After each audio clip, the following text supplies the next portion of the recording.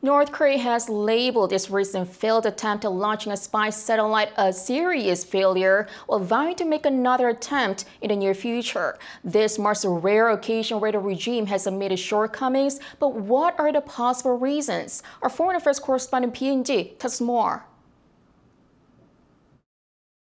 On May 31st, a North Korean rocket carrying a military spy satellite crashed into the sea soon after liftoff. The failed launch was described as the most serious failure by the North at the ruling party's latest key meeting with leader Kim Jong-un in attendance. The North state media said Monday that the officials responsible for the launch were criticized and were told to analyze the cause of the failure so that a military reconnaissance satellite can be successfully launched in the near future. But it did not elaborate on when exactly the next launch will take place. An expert told Arirang that it's not typical for the regime to admit failure and suggested two possible reasons as to why the North may have done this.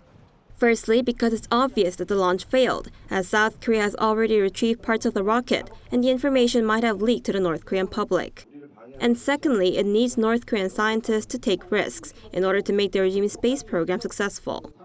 The North Korean regime wants to make sure that its own internal scientific apparatus stays committed to constructing these things and building these things and keeps on trying and trying, right? And if the North Koreans' attitude towards failure is that scientists get, purged or they lose their privileges or whatever if these launches fail, right, then that means you can never admit failure, which means the scientists won't take the necessary chances and risks and stuff like that.